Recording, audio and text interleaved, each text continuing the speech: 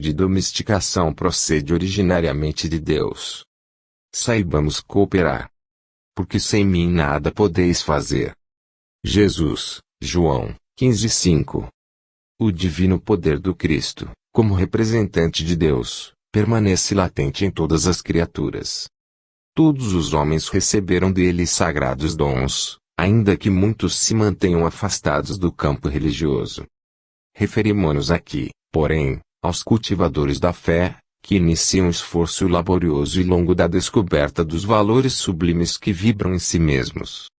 Grande parte suspira por espetaculares demonstrações de Jesus em seus caminhos, e companheiros incontáveis acreditam que apenas cooperam com o Senhor os que se encontram no ministério da palavra, no altar ou na tribuna de variadas confissões religiosas. Urge, entretanto, retificar esse erro interpretativo. O Senhor está conosco em todas as posições da vida. Nada poderíamos realizar sem o influxo de sua vontade soberana. Diz-nos o Mestre com clareza: eu sou a videira, vós as varas. Como produzir alguma coisa sem a seiva essencial? Efetivamente, os aprendizes aguciosos poderão objetar que, nesse critério, também encontraremos os que praticam o mal, alicerçados nas mesmas bases. Respondendo, consideraremos somente que semelhantes infelizes enxertam cactos infernais na videira divina, por conta própria, pagando elevado preço, perante o governo do universo. Reportamo-nos aos companheiros tímidos e vacilantes, embora bem-intencionados, para concluir que, em todas as tarefas humanas, podemos sentir a presença do Senhor, santificando o trabalho que nos foi cometido. Por isso, não podemos olvidar a lição evangélica de que seria abençoado qualquer esforço no bem, ainda que fosse apenas o de ministrar um copo de água pura em seu nome. O Mestre não se encontra tão somente no serviço daqueles que ensinam a revelação divina, através da palavra acadêmica instrutiva ou consoladora. Acompanha os que administram os bens do mundo e os que obedecem às ordenanças do caminho, concorrendo na edificação do futuro melhor, nas organizações materiais e espirituais. Permanece ao lado dos que revolvem o chão do planeta, cooperando na estruturação da terra aperfeiçoada, como inspira os missionários da inteligência na evolução dos direitos humanos. Saibamos cooperar, desse modo, nos círculos de serviço a que fomos chamados para o concurso cristão. Faze, tão bem quanto esteja em tuas possibilidades, a obra parcial confiada às tuas mãos. Por hoje, talvez te enganes, supondo servir as autoridades terrestres. No entanto, chegará o minuto revelador no qual reconhecerás que permaneces ao serviço do Senhor. Une-te, pois, ao Divino Artífice, em espírito e verdade, porque o problema fundamental de nossa paz é justamente o de saber se vivemos nele tanto quanto ele vive em nós.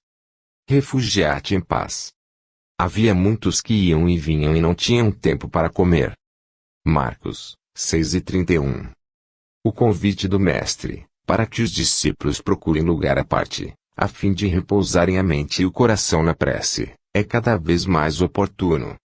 Todas as estradas terrestres estão cheias dos que vão e vêm, atormentados pelos interesses imediatistas, sem encontrarem tempo para a recepção de alimento espiritual. Inúmeras pessoas atravessam a senda, famintas de ouro, e voltam carregadas de desilusões. Outras muitas correm às aventuras, sedentas de novidade emocional, e regressam com o tédio destruidor. Nunca houve no mundo tantos templos de pedra, como agora, para as manifestações de religiosidade, e jamais apareceu tamanho volume de desencanto nas almas.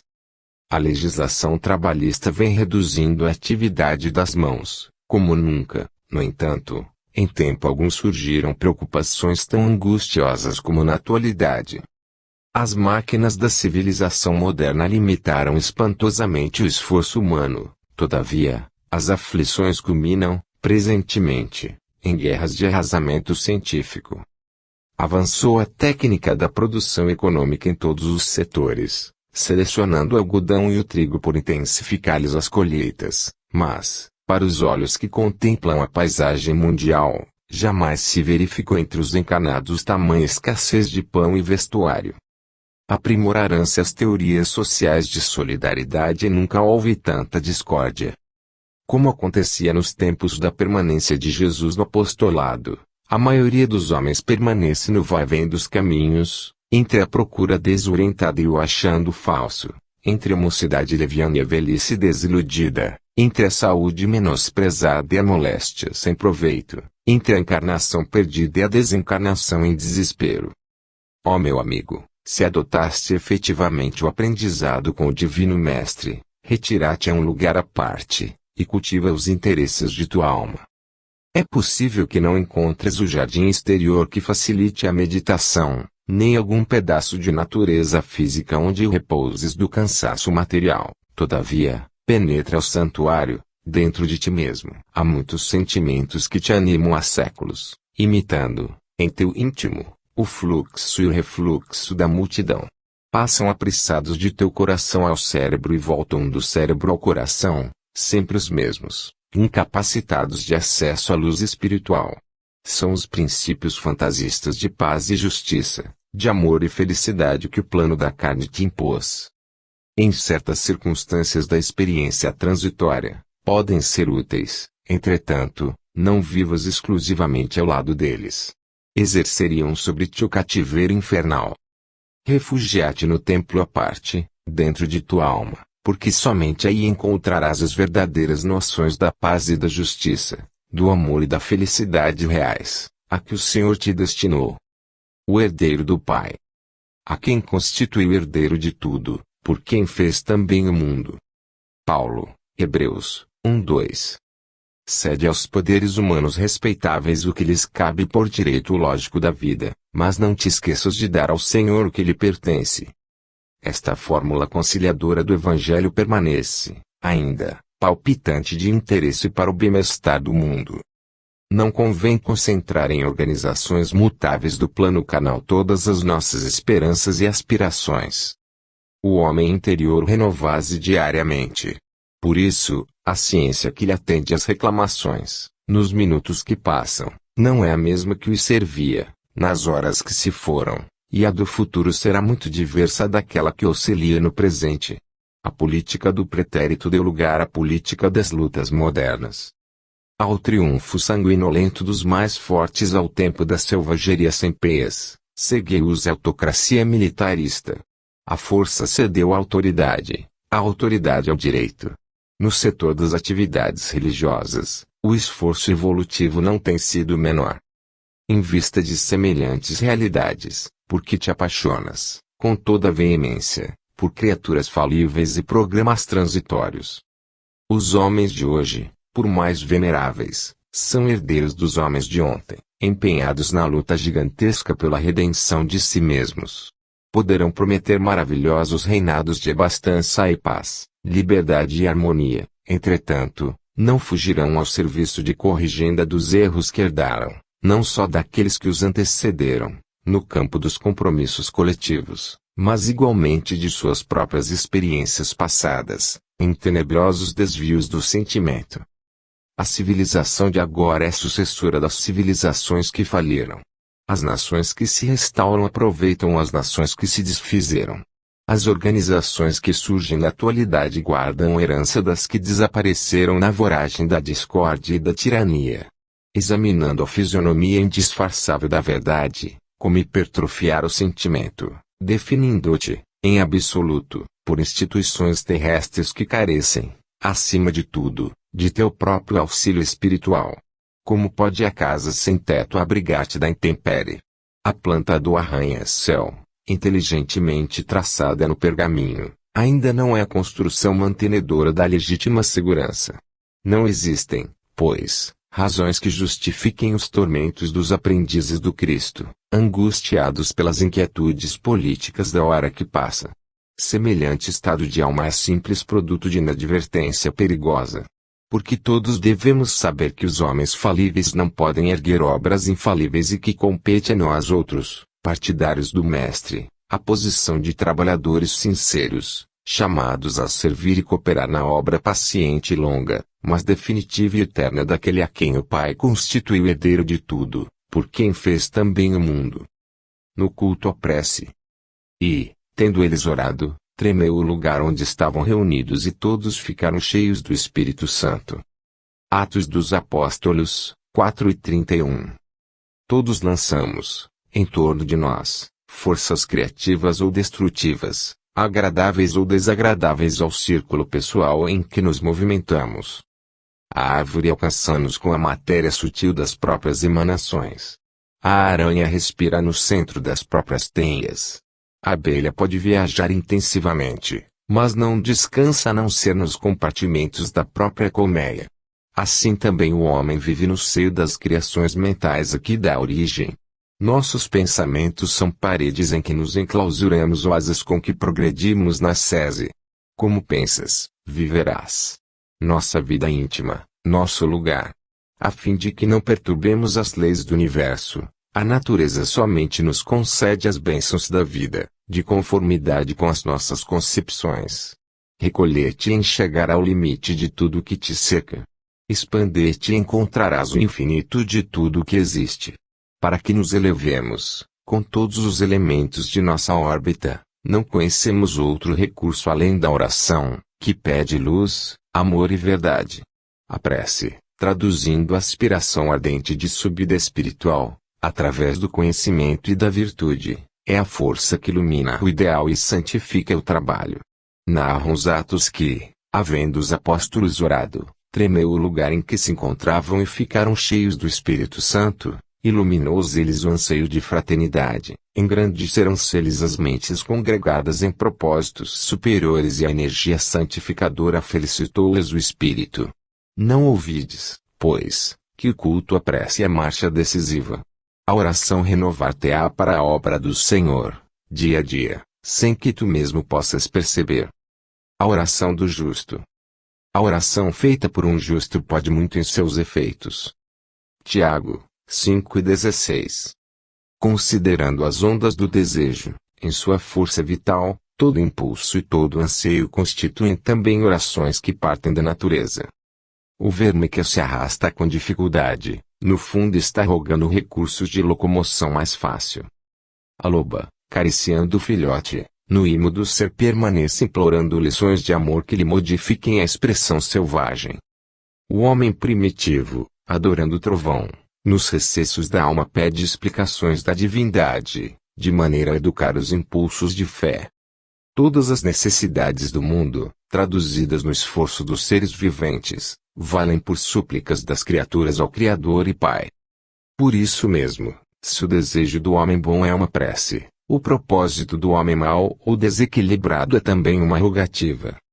Ainda aqui, porém, temos a lei da densidade específica. Atira uma pedra ao vizinho e o projétil será imediatamente atraído para baixo.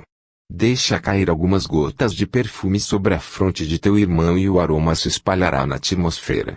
Liberta uma serpente e ela procurará uma toca. Solta uma andorinha e ela buscará altura. Minerais, vegetais, animais e almas humanas estão pedindo habitualmente, e a providência divina, através da natureza, vive sempre respondendo. Há processos de solução demorado e respostas que levam séculos para descerem dos céus à terra. Mas de todas as orações que se elevam para o alto, o apóstolo destaca a do homem justo como sendo revestida de intenso poder. É que a consciência reta, no ajustamento à lei, já conquistou amizades e intercessões numerosas. Quem ajunta amigos, amontoa amor. Quem amontoa amor, acumula poder. Aprende, assim, a agir com justiça e bondade. Teus rogos subirão sem entraves, amparados pelos veículos da simpatia e da gratidão, porque o justo, em verdade, onde estiver, é sempre um cooperador de Deus. Maledicência. Irmãos, não faleis mal uns dos outros. Quem fala mal de um irmão, fala mal da lei e julga a lei, e, se tu julgas a lei, já não és observador da lei, mas juiz. Tiago, 4:11. Nem todas as horas são adequadas ao rumo da ternura na esfera das conversações leais. A palestra de esclarecimento reclama, por vezes, a energia serena e afirmativa sem decisão.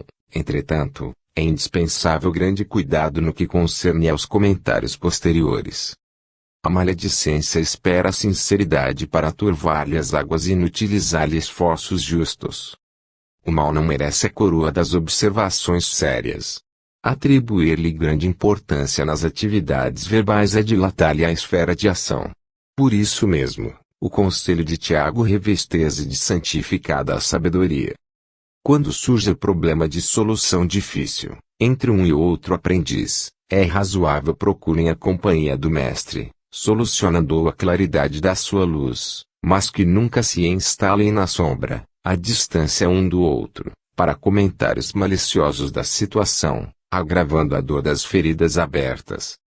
Falar mal, na legítima significação, será render homenagem aos instintos inferiores e renunciar ao título de cooperador de Deus para ser crítico de suas obras. Como observamos, a maledicência é um tóxico sutil que pode conduzir o discípulo a imensos disparates. Quem sorva semelhante veneno é, acima de tudo, servo da tolice, mas sabemos, igualmente, que muitos desses tolos estão a um passo de grandes desventuras íntimas. Vem. E quem o ouve, diga, vem. E quem tem sede, venha. Apocalipse 22:17.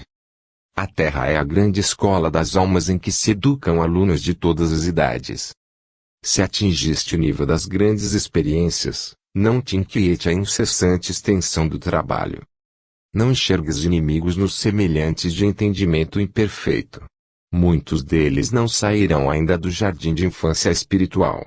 Dá sempre o bem pelo mal, a verdade pela mentira e o amor pela indiferença.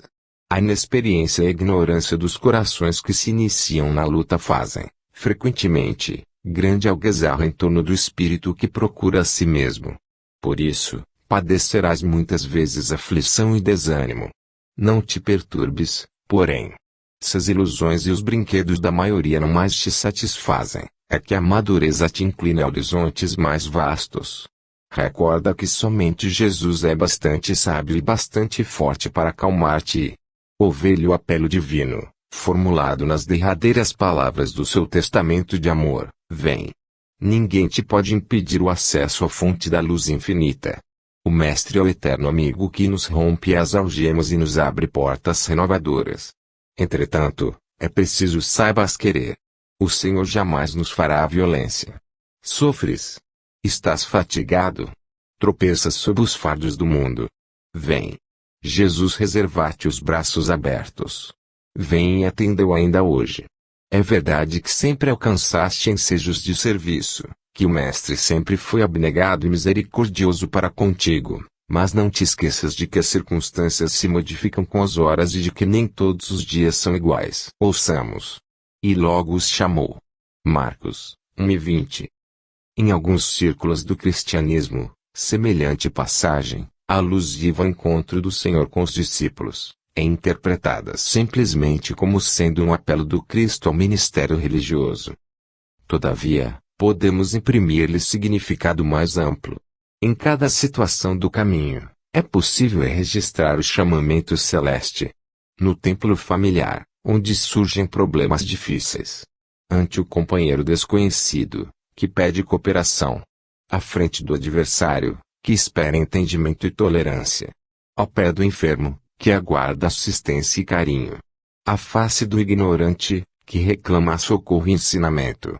Junto à criança, que roga bondade e compreensão. Por onde formos, Jesus, Mestre silencioso, nos chama ao testemunho da lição que aprendemos. Nas menores experiências, no trabalho ou no lazer, no lar ou na via pública, eis que nos convida ao exercício incessante do bem. Nesse sentido, o discípulo do Evangelho encontra no mundo o santuário de sua fé e na humanidade a sua própria família. Assinalando, pois, a norma cristã, como inspiração para todas as lides cotidianas, ouçamos a palavra do Senhor em todos os ângulos do caminho, procurando segui-lo com invariável fidelidade, hoje e sempre. Ninguém vive para si. Porque nenhum de nós vive para si. Paulo, Romanos 14:7. A árvore que plantas produzirá e não somente para tua fome, mas para socorrer as necessidades de muitos. A luz que acende esclareará o caminho não apenas para os teus pés, mas igualmente para os viajantes que seguem ao teu lado. Assim como o fio de água influencia a terra por onde passa, as tuas decisões inspiram as decisões alheias. Milhares de olhos observante os passos, milhares de ouvidos escutante a voz e milhares de corações recebente os estímulos para o bem ou para o mal. Ninguém vive para si, asseverando divina mensagem. Queiramos ou não, é da lei que nossa existência pertence às existências que nos rodeiam. Vivemos para nossos familiares, nossos amigos, nossos ideais.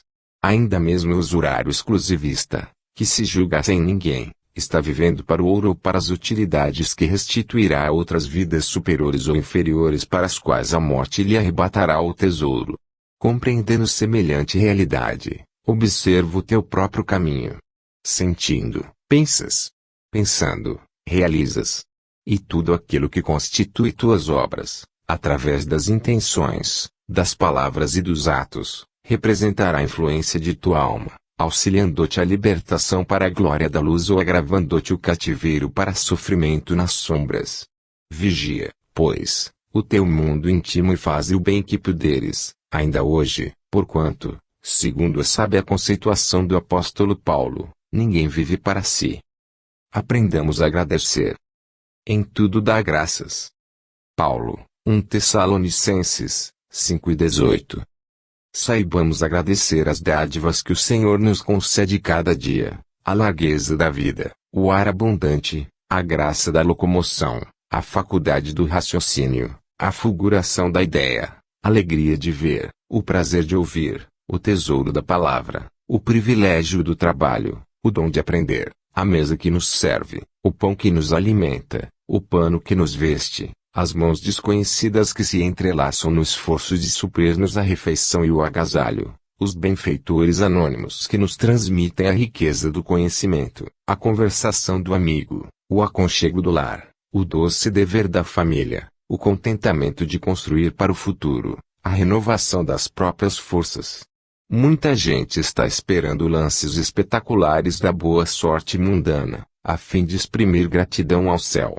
O cristão, contudo, sabe que as bênçãos da providência divina nos enriquecem os ângulos mais simples de cada hora, no espaço de nossas experiências.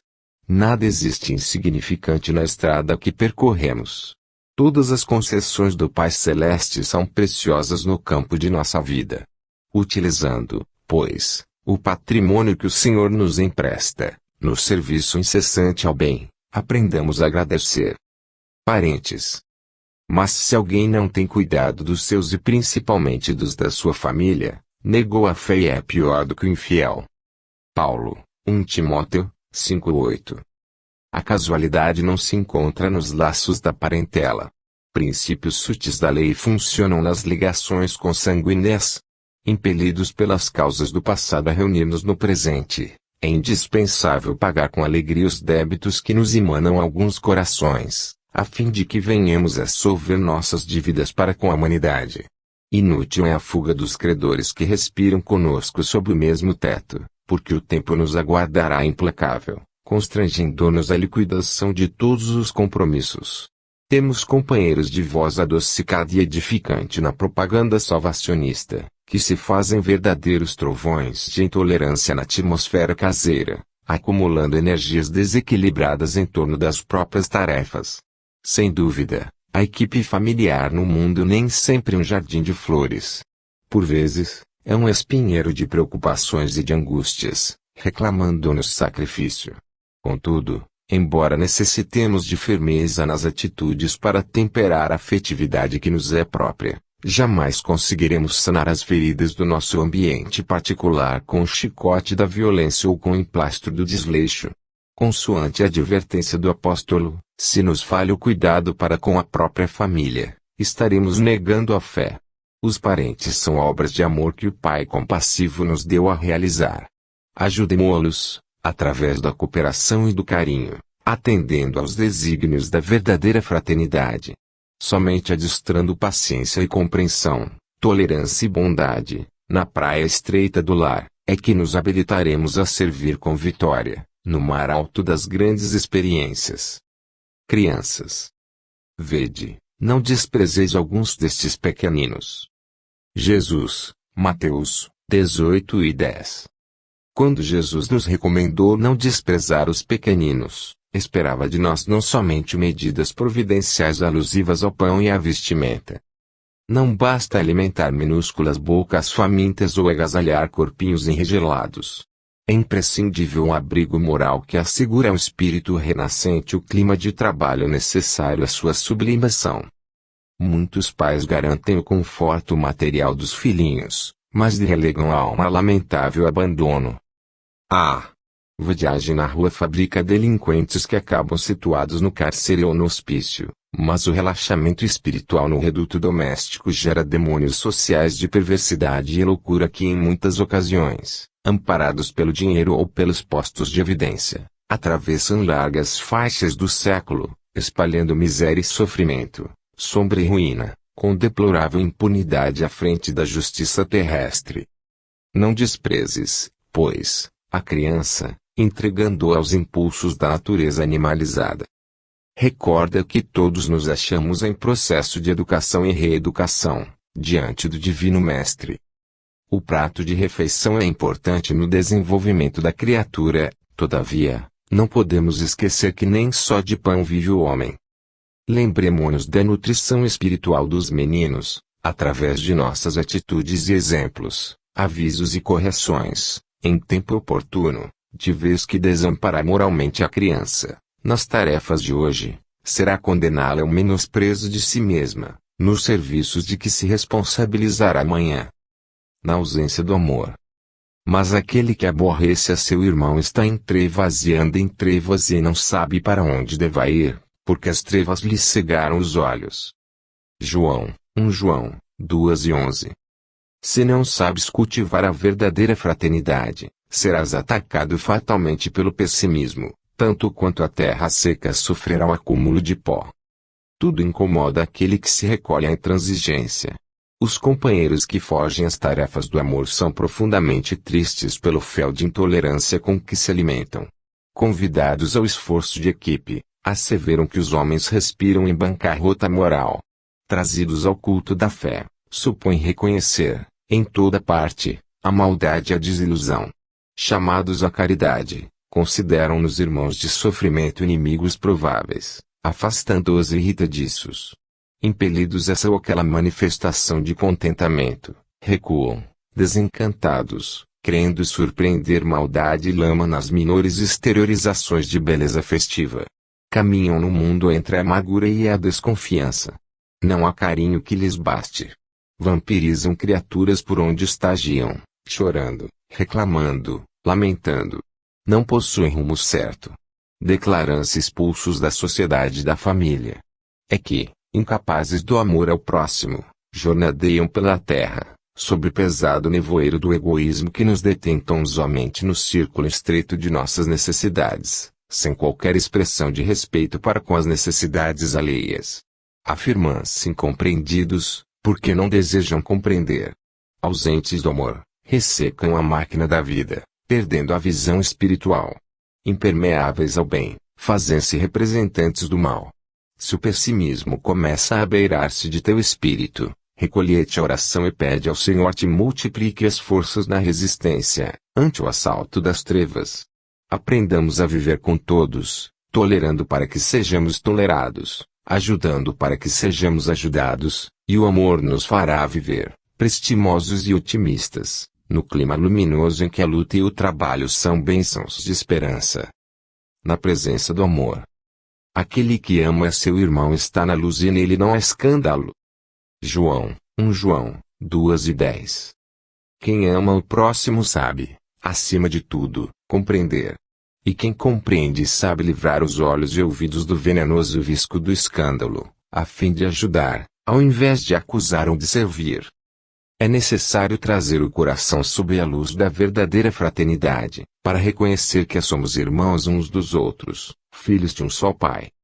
Enquanto nos demoramos na escura fase do apego exclusivo a nós mesmos, encarceramo-nos no egoísmo e exigimos que os outros nos amem. Nesse passo infeliz, não sabemos querer senão a nós próprios, tomando os semelhantes por instrumentos de nossa satisfação. Mas se realmente amamos os companheiros de caminho, a paisagem de vida se modifica, de vez que a claridade do amor nos banhará a visão.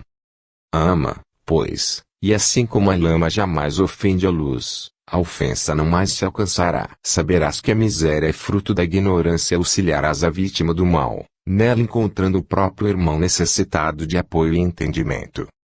Aprenderás a ouvir sem revolta, ainda mesmo que o crime te procure os ouvidos, e cultivarás ajuda ao adversário, ainda mesmo quando te vejas dilacerado, porque o perdão com esquecimento absoluto dos golpes recebidos surgirá espontâneo em teu espírito, assim como a tolerância parece natural na fonte que acolhe no próprio seio as pedras que lhe atiram. Ama e compreenderás.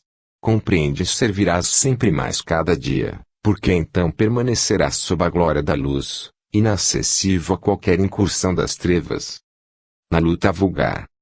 Pois aquilo que o homem semear, isso também ceifará. Paulo, Gálatas, 6:7.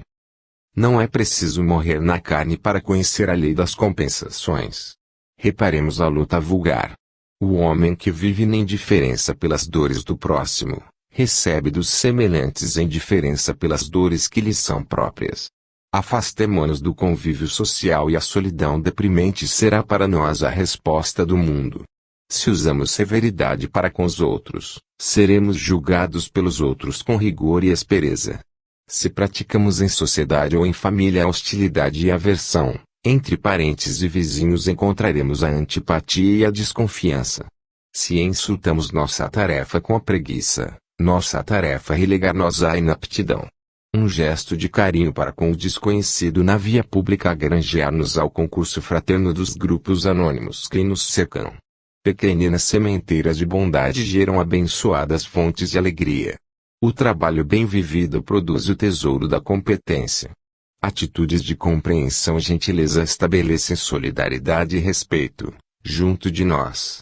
Otimismo e esperança, nobreza de caráter e puras intenções atraem preciosas oportunidades de serviço, em nosso favor. Todo dia é tempo de semear. Todo dia é tempo de colher. Não é preciso atravessar a sombra do túmulo para encontrar a justiça, face a face. Nos princípios de causa e efeito, achamo-nos incessantemente sob a orientação dela, em todos os instantes de nossa vida. No esforço comum. Não sabeis que um pouco de fermento leveda a massa toda? Paulo, 2 Coríntios, 5:6. Não nos esqueçamos de que nossos pensamentos, palavras, atitudes e ações constituem moldes mentais para os que nos acompanham. Cada dia, por nossa vez, sofremos a influência alheia na construção do próprio destino. E, como recebemos conforme atraímos, e colhemos segundo plantamos, é imprescindível saibamos fornecer o melhor de nós, a fim de que os outros nos proporcionem o melhor de si mesmos. Todos os teus pensamentos atuam nas mentes que te rodeiam. Todas as tuas palavras gerarão impulsos nos que te ouvem. Todas as tuas frases escritas gerarão imagens nos que te leem. Todos os teus atos são modelos vivos, influenciando os que te cercam. Por mais que te procures isolar, serás sempre uma peça viva na máquina da existência. As rodas que pousam no chão garantem o conforto e a segurança do carro. Somos uma equipe de trabalhadores, agindo em perfeita interdependência. Da qualidade do nosso esforço nasce o êxito ou surge o fracasso do conjunto. Nossa vida, em qualquer setor de luta, é uma grande oficina de moldagem. Escravizar-nos-emos ao cativeiro da sombra ou libertar-nos-emos para a glória da luz, de conformidade com os moldes vivos que as nossas diretrizes e ações estabelecem. Lembremo-nos da retidão e da nobreza nos mais obscuros gestos. Recordemos a lição do Evangelho. Um pouco de fermento leveda a massa toda. Façamos do próprio caminho abençoado manancial de trabalho e fraternidade, auxílio e esperança, a fim de que o nosso hoje laborioso se converta para nós em divino amanhã. Dentro da luta. Não peço para que os tires do mundo, mas que os livres do mal. Jesus, João, 17:15. Não peças o afastamento de tua dor. Roga forças para suportá-la, com serenidade e heroísmo, a fim de que ele não percas as vantagens do contacto. Não solicites o desaparecimento das pedras de teu caminho. Insiste na recepção de pensamentos que te ajudem a aproveitá-las. Não exijas a expulsão do adversário. Pede recursos para a elevação de ti mesmo, a fim de que lhe transformes os sentimentos. Não suplique a extinção das dificuldades. Procura meios de superá-las, assimilando-lhes lições. Nada existe sem razão de ser. A sabedoria do Senhor não deixa margem à inutilidade. O sofrimento tem a sua função preciosa nos planos da alma, tanto quanto a tempestade tem o seu lugar importante na economia da natureza física. A árvore, desde o nascimento, cresce e produz, vencendo resistências. O corpo da criatura se desenvolve entre perigos de variada espécie. Aceitemos o nosso dia de serviço, onde e como determine a vontade sábia do Senhor. Apresentando os discípulos ao Pai Celestial, disse o Mestre, não peço que os tires do mundo, mas que os livres do mal. A terra tem a sua missão e a sua grandeza, libertemo-nos do mal que opera em nós próprios e recebelemos o amparo sublime, convertendo-nos junto dele em agentes vivos do abençoado reino de Deus. Aprendamos com Jesus. Suportando-vos uns aos outros e perdoando-vos uns aos outros, se algum tiver queixa, assim como Cristo vos perdoou, assim fazei vós também. Paulo, Colossenses, 13:13. É impossível qualquer ação de conjunto, sem base na tolerância. Aprendamos com Cristo. O homem identifica no próprio corpo a lei da cooperação, sem a qual não permaneceria na terra. Se o estômago não suportasse as extravagâncias da boca, se as mãos não obedecessem aos impulsos da mente, se os pés não tolerassem o peso da máquina orgânica, a harmonia física resultaria de todo impraticável. A queixa desfigura a dignidade do trabalho, retardando-lhe a execução. Indispensável cultivar a renúncia aos pequenos desejos que nos são peculiares, a fim de conquistarmos a capacidade de sacrifício, que nos estruturará a sublimação em mais altos níveis. Para que o trabalho nos eleve, precisamos elevá-lo. Para que a tarefa nos ajude, é imprescindível nos disponhamos a ajudá-la. Recordemos que o supremo orientador das equipes de serviço cristão é sempre Jesus. Dentro delas, a nossa oportunidade de algo fazer constitui só por si valioso prêmio. Esqueçamo-nos, assim, de todo o mal, para construirmos todo o bem ao nosso alcance. E, para que possamos agir nessas normas, é imperioso suportar-nos como irmãos, aprendendo com o Senhor, que nos tem tolerado infinitamente. Diante de Deus. Pai nosso. Jesus, Mateus 6:9. Para Jesus, a existência de Deus não oferece motivo para contendas e altercações. Não indaga em torno da natureza do Eterno. Não pergunta onde mora. Nele não vê a causa obscura e impessoal do universo. Chama-lhe simplesmente nosso Pai. Nos instantes de trabalho e de prece, de alegria e de sofrimento, dirige-se ao Supremo Senhor, na posição de filho amoroso e confiante. O Mestre padroniza para nós a atitude que nos cabe, perante Deus. Nem pesquisa indébita, nem inquirição precipitada, nem exigência descabida, nem definição desrespeitosa. Quando orares, procura a câmara secreta da consciência e confia-te a Deus, como nosso Pai Celestial. Sê sincero e fiel. Na condição de filhos necessitados, a Ele nos rendamos lealmente. Não perguntes se Deus é um foco gerador de mundos ou se é uma força irradiando vidas. Não possuímos ainda a inteligência suscetível de refletir-lhe a grandeza, mas trazemos o coração capaz de sentir-lhe o amor. Procuremos, assim, nosso Pai, acima de tudo, e Deus, nosso Pai, nos escutará. Não duvides. O que duvida é semelhante à onda do mar, que é levada pelo vento e lançada de uma para outra parte. Tiago 1:6. Em teus atos de fé e esperança, não permitas que a dúvida se interponha, como sombra, entre a tua necessidade e o poder do Senhor.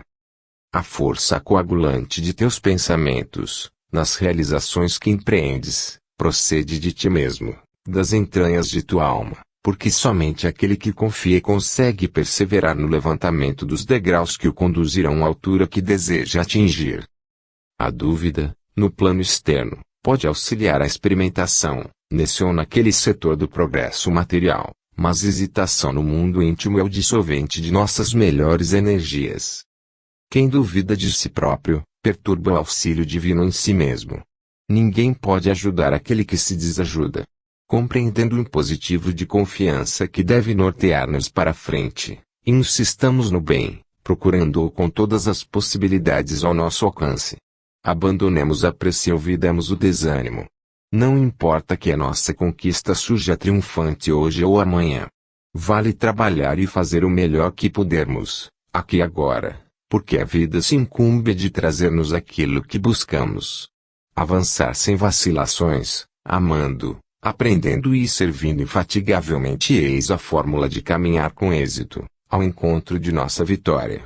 E, nessa peregrinação incansável, não nos esqueçamos de que a dúvida será sempre o frio do derrotismo a inclinar-nos para a negação e para a morte. Sigamo-lo. Aquele que me segue não andará em trevas. Jesus, João, 8:12. Há quem admire a glória do Cristo. Mas a admiração pura e simples pode transformar-se em êxtase inoperante. Há quem creia nas promessas do Senhor. Todavia, a crença só por si pode gerar o fanatismo e a discórdia. Há quem defenda a revelação de Jesus. Entretanto, a defesa considerada isoladamente pode gerar o sectarismo e a cegueira. Há quem confie no Divino Mestre. Contudo, a confiança estagnada pode ser uma força inerte. Há quem espere pelo eterno benfeitor. No entanto, a expectativa sem trabalho pode ser ansiedade inútil. Há quem louve o Salvador. Louvor exclusivo, porém, pode coagular a adoração improdutiva. A palavra do enviado celeste, entretanto, é clara e incisiva: aquele que me segue não andará em trevas. Se te afeiçoaste ao Evangelho, não te situes por fora do serviço cristão. Procuremos o Senhor, seguindo-lhe os passos. Somente assim estaremos com Cristo, recebendo-lhe a excelsa luz. Observemo-nos. Aquele que diz permanecer nele, deve também andar como ele andou. João, 1 João, 2:6. Há quem afirme viver com a bondade de Jesus e não hesita em atirar-se contra os semelhantes, através da maledicência e da crueldade. Há quem assevere compreender o otimismo do Divino Mestre e não vacile em concentrar-se nas sombras do pessimismo e do desespero. Há quem proclame a fraternidade do Cristo, incentivando a separação e a discórdia. Há quem exalte o trabalho incessante do Senhor na extensão do bem, acomodando-se na rede da preguiça e do comodismo. Há quem louve a simplicidade do eterno amigo, complicando todos os problemas da estrada. Há quem glorifique a paciência do sublime instrutor, agarrando-se ao pedregulho da agressividade e da intolerância. Se nos confessamos aprendizes do Evangelho, observemos os nossos próprios passos. Lembremo-nos de que o nome de Jesus está empenhado em nossas mãos. Assim compreendendo, afeiçoemo-nos ao modelo divino. Quando o apóstolo nos declara: aquele que diz permanecer nele, deve também andar como ele andou deseja naturalmente dizer, quem se afirma seguidor de Jesus, de certo deverá imitar-lhe a conduta, buscando viver na exemplificação em que o Mestre viveu. Entre o berço e o túmulo. Não atentando nós nas coisas que se veem, mas nas que se não veem, porque as que se veem são temporais e as que se não veem são eternas. Paulo, 2 Coríntios, 4:18. A flor que vemos passa breve, mas o perfume que nos escapa enriquece a economia do mundo. O monumento que nos deslumbra sofrerá insultos do tempo, contudo, o ideal invisível que o inspirou brilha, eterno, na alma do artista. A Acrópole de Atenas, admirada por milhões de olhos, vai desaparecendo, pouco a pouco. Entretanto, a cultura grega que a produziu é imortal na glória terrestre. A cruz que o povo impôs ao Cristo era um instrumento de tortura visto por todos, mas o Espírito do Senhor, que ninguém vê, é um sol crescendo cada vez mais na passagem dos séculos. Não te apegues demasiado à carne transitória. Amanhã, a infância e a mocidade do corpo serão madureza e velhice da forma. A terra que hoje retém será no futuro inevitavelmente dividida. Adornos de que te orgulhas presentemente serão pó e cinza. O dinheiro que agora te serve passará depois a mãos diferentes das tuas. Usa aquilo que vês, para entesourar o que ainda não podes ver. Entre o berço e o túmulo, o homem detém o usufruto da terra, com o fim de aperfeiçoar-se. Não te agarres, pois, à enganosa casca dos seres e das coisas. Aprendendo e lutando, trabalhando e servindo com humildade e paciência na construção do bem, acumularás na tua alma as riquezas da vida eterna. Busquemos a eternidade. Ainda que o homem exterior se corrompa, o interior, contudo, se renova dia a dia. Paulo, 2 Coríntios, 4:16. Não te deixes abater, ante as alterações do equipamento físico. Busquemos a eternidade. Moléstias não atingem a alma, quando não se filiam aos remorsos da consciência. A velhice não alcança o espírito, quando procuramos viver segundo a luz da imortalidade. Juventude não é um estado da carne. Há moços que transitam no mundo, trazendo o coração repleto de pavorosas ruínas. Lembremo-nos de que o homem interior se renova sempre. A luta enriqueceu de experiência, a dor aprimorar-lhe as emoções e o sacrifício temperam-lhe o caráter. O espírito encarnado sofre constantes transformações por fora, a fim de acrisolar-se e engrandecer-se por dentro. Recorda que o estágio na terra é a simples jornada espiritual. Assim como o viajante usa sandálias, gastando-as pelo caminho, nossa alma apropria-se das formas, utilizando-as na marcha ascensional para a grande luz. Descerra, pois, o receptor de teu coração a onda sublime dos mais nobres ideais e dos mais belos pensamentos e aprendamos a viver longe do cupim do desânimo, e nosso espírito, ainda mesmo nas mais avançadas provas da enfermidade ou da senectude, será como o sol radiante, a exteriorizar-se em cânticos de trabalho e alegria, expulsando a sombra e a amargura, onde estivermos.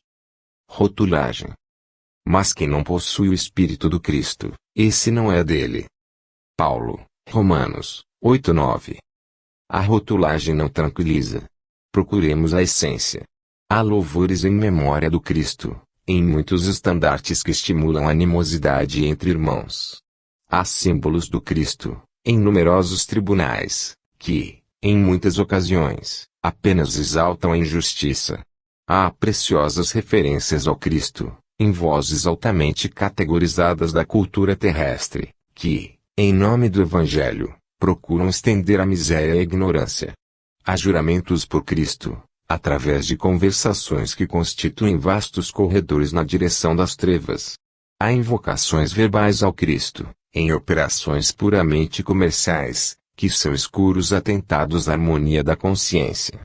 Meditemos na extensão de nossos deveres morais, no círculo das responsabilidades que abraçamos com a fé cristã.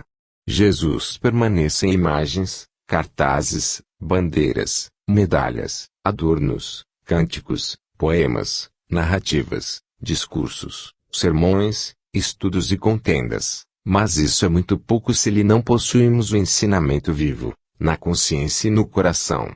É sempre fácil externar entusiasmo e convicção, votos brilhantes e frases bem feitas. Acautelemo-nos, porém, contra o perigo da simples rotulagem. Com o apóstolo, não nos esqueçamos de que, se não possuímos o Espírito do Cristo, dele nos achamos ainda consideravelmente distantes. Testemunho. Pois para isto é que tostes chamados, porque também o Cristo padeceu por vós, deixando-vos exemplo para que lhe sigais as pegadas. Pedro, 1 Pedro, 2:21. Muitos se queixam da luta moral em que se sentem envolvidos, depois da aceitação do Evangelho. Em caminhos diferentes, sentem-se modificados. Não mais mergulham nas correntes escuras da vaidade. Não mais se comprazem no orgulho. Não mais se compadecem com o egoísmo. Não mais rendem culto à discórdia. E, por isso, de alma desenfaixada, por perderem velhos envoltórios da ilusão, reconhecem que a sensibilidade se lhes aguça, agravando-lhes as aflições na romagem do mundo. Sentem-se expostos a doloroso processo de burilamento e admitem padecer, mais que os outros, angustiosas provas. Mas, na sublimação espiritual de que oferecem testemunho, outros filhos da terra tomam contato com a Boa Nova, descobrindo as vicissitudes da vida cristã e estendendo-lhe a luz divina. Se nos encontrarmos, pois, em extremos desajustes na vida íntima, à face dos problemas suscitados pela fé, saibamos superar corajosamente os conflitos da senda, optando sempre pelo sacrifício de nós mesmos, em favor do bem geral, de vez que não fomos trazidos à comunhão com Jesus, simplesmente para o ato de crer, mas para contribuir na extensão do reino de Deus, ao preço de nossa própria renovação. Ninguém recue diante do sofrimento. Aprendamos a usá-lo, na edificação da vida mais eficiente, em frutos de paz e luz, serviço e fraternidade, bom ânimo e alegria, porque, segundo o Evangelho, a isso fomos chamados, com exemplo do Divino Mestre, que renunciou em nosso benefício, deixando-nos o padrão de altura espiritual que nos compete atingir. Ante o Cristo Libertador. Eu sou a porta. Jesus, João 10:7. Segundo os léxicos, a palavra porta designa uma abertura em parede, ao rés do chão ou na base de um pavimento, oferecendo entrada e saída. Entretanto, simbolicamente, o mundo está repleto de portas enganadoras. Dão entrada sem oferecerem saída. Algumas delas são avidamente disputadas pelos homens que, afoitos na conquista de posses efêmeras, não se acautelam contra os perigos que representam. Muitos batem a porta da riqueza amoedada e, depois de acolhidos, acordam encarcerados nos tormentos da usura. Inúmeros forçam a passagem para a ilusão do poder humano e despertam detidos pelas garras do sofrimento. Muitíssimos atravessam o portal dos prazeres terrestres e reconhecem-se, de um momento para outro, nas malhas da aflição e da morte. Muitos varam os umbrais da evidência pública, sequiosos de popularidade e influência, acabando emparedados na masmorra do desespero. O Cristo, porém, é a porta da vida abundante. Com ele, submetemo-nos aos desígnios do Pai Celestial e, nessa diretriz, aceitamos a existência como aprendizado e serviço, em favor de nosso próprio crescimento para a imortalidade. Vê, pois, a que porta recorres na luta cotidiana, porque apenas por intermédio do ensinamento do Cristo alcançarás o caminho da verdadeira libertação. Ante a luz da verdade. Conhecereis a verdade e a verdade vos libertará. Jesus, João 8:32. A palavra do Mestre é clara e segura. Não seremos libertados pelos aspectos da verdade ou pelas verdades provisórias de que sejamos detentores no círculo das afirmações apaixonadas a que nos inclinemos. Muitos, em política, filosofia, ciência e religião, se afeiçoam a certos ângulos da verdade e transformam a própria vida numa trincheira de luta desesperada, a pretexto de defendê-la, quando não passam de prisioneiros do ponto de vista. Muitos aceitam a verdade, estendem as lições, advogando a causa e proclamando os méritos. Entretanto, a verdade libertadora é aquela que conhecemos na atividade incessante do eterno bem. Penetrá-la é compreender as obrigações que nos competem. Discerni-la é renovar o próprio entendimento e converter a existência num campo de responsabilidade para com o melhor. Só existe verdadeira liberdade na submissão ao dever fielmente cumprido. Conhecer, portanto, a verdade é perceber o sentido da vida. E perceber o sentido da vida é crescer em serviço e burilamento constantes. Observa, desse modo, a tua posição diante da luz. Quem apenas vislumbra a glória ofuscante da realidade, fala muito e age menos. Quem, todavia, lhe penetra a grandeza indefinível, age mais e fala menos. Mãos estendidas. Estende a tua mão. E ele a estendeu e foi-lhe restituída sua mão, são como a outra. Marcos 3:5. Em todas as casas de fé religiosa, há crentes de mãos estendidas, suplicando socorro. Almas aflitas revelam ansiedade, fraqueza, desesperança e enfermidades do coração. Não seremos todos nós, encarnados e desencarnados, que algo rogamos à providência divina, semelhantes ao homem que trazia a mão seca. Presos ao labirinto criado por nós mesmos, eis-nos a reclamar o auxílio do Divino Mestre. Entretanto, convém ponderar a nossa atitude. É justo pedir e ninguém poderá cessear quaisquer manifestações de humildade, do arrependimento, da intercessão. Mas é indispensável examinar o modo de receber. Muita gente aguarda a resposta materializada de Jesus. Esse espera o dinheiro, aquele conta com evidência social de improviso, aquele outro exige a imediata transformação das circunstâncias no caminho terrestre. Observemos, todavia, o socorro do Mestre ao paralítico. Jesus determina que ele estenda a mão mirrada e, estendida essa, não lhe confere bolsas de ouro nem fichas de privilégio. Curar. Devolver-lhe a oportunidade de serviço. A mão recuperada naquele instante permanece tão vazia quanto antes. É que o Cristo restitui-lhe o ensejo bendito de trabalhar, conquistando sagradas realizações por si mesmo, recambiava as lides redentoras do bem, nas quais lhe cabia edificar-se e engrandecer-se. A lição é expressiva para todos os templos da comunidade cristã. Quando estenderes tuas mãos ao Senhor, não esperes facilidades, ouro, prerrogativas. Aprende a receber-lhe a assistência, porque o divino amor te restaurará as energias, mas não te proporcionará qualquer fugaz realizações do teu próprio esforço. Mudança. Mas não o receberam, porque o seu aspecto era como de quem ia a Jerusalém. Lucas 9:53. Digna de nota a presente passagem de Lucas. Reparando os samaritanos que Jesus e os discípulos se dirigiam a Jerusalém, negarão-se a recebê-los. Identificarão-nos pelo aspecto. Se fossem viajores com destino a outros lugares, talvez lhes oferecessem hospedagem, reconforto, alegria. Não se verifica, até hoje, o mesmo fenômeno com os verdadeiros continuadores do Mestre. Jerusalém, para nós, simboliza que testemunho de fé. E basta que alguém se encaminhe resolutamente a semelhante domínio espiritual, para que os homens comuns, desorientados e discutidores, lhes cerrem as portas do coração. Os descuidados, que rumam na direção dos prazeres fáceis, encontram imediato acolhimento entre os novos samaritanos do mundo. Mulheres inquietas, homens enganadores e doentes espirituais bem apresentados possuem, por enquanto, na terra, luzida assembleia de companheiros. Todavia, quando o aprendiz de Jesus acorda na estrada humana, verificando que é indispensável fornecer testemunho da sua confiança em Deus, com a negação de velhos caprichos, na maior parte das vezes é constrangido a seguir sem ninguém. É que, habitualmente, em tais ocasiões, o homem se revela modificado. Não dá a impressão comum da criatura disposta a satisfazer-se. É alguém resolvido a renunciar aos próprios defeitos e anulá-los, a golpes de imenso esforço, para esposar a cruz redentora que o identificará com o Mestre Divino.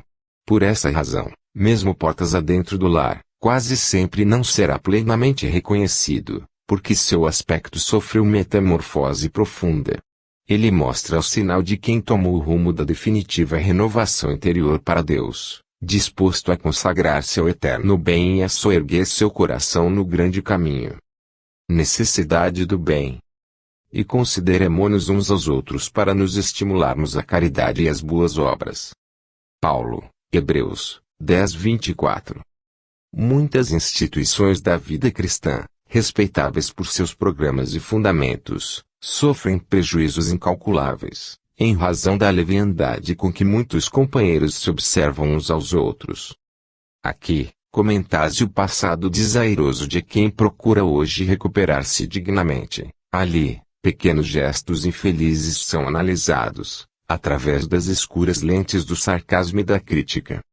A censura e a reprovação indiscriminadas, todavia, derramam-se na família de ideal, como chuva de corrosivos na plantação, aniquilando germes nascentes, destruindo flores viçosas e envenenando frutos destinados aos celeiros do progresso comum. Nunca é demais repetir a necessidade de perdão, bondade e otimismo, em nossas fileiras e atividades. Lembremo-nos de que, com o nosso auxílio, tudo hoje pode ser melhor que ontem, e tudo amanhã será melhor que hoje. O mal, em qualquer circunstância, é desarmonia frente da lei e todo desequilíbrio redunda em dificuldade e sofrimento. Examinemo-nos mutuamente, acendendo a luz da fraternidade para que a fraternidade nos clareie os destinos.